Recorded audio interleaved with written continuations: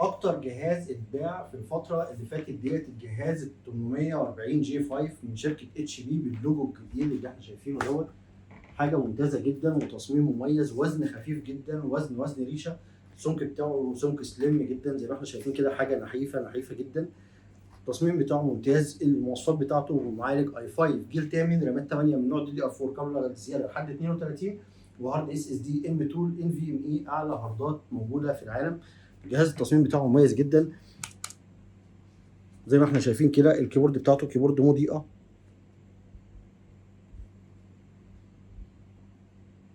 زي ما احنا شايفين كده. التصميم بتاعه نظام صوت البانج، في لوك للكاميرا هنا اهوت، لو انت عايز تقفل الكاميرا الخصوصيه بتاعتك ولا حاجه تفتحها. الجهاز بتاعنا المواصفات بتاعته نشوفها برده من قلب الجهاز.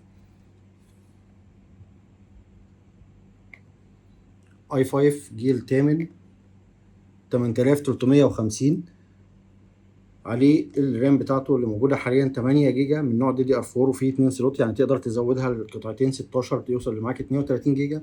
وفي الهارد الاس اس دي الام 2 256 جيجا. وفي كارت الشاشه الالترا اتش دي جرافيك 620 اب تو 4 جيجا، بياخد شيرنج مع الرامات لحد النص.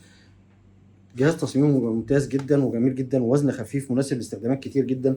في معانا هنا اهوت المدخل بتاع الاس سي، واحده يو اس بي 3 شغاله باور واللوك وفتحات للتهويه. وفي الناحيه الثانيه هنا اهوت مدخل الشاحن، واحده تايب سي شغاله باور برده نفس الكلام. لو انت عايز تشحن تايب سي للموبايل ولا حاجه من غير ما تفتح الجهاز ممكن تشحن بيه. والاول ان وان دوك. وفي الايثرنت اتش دي ام اي يو اس بي 3 لهيدفون جاك، ومدخل بتاع السيم كارد. جهاز مميز جدا وجميل جدا، حاجه فوق الممتازه.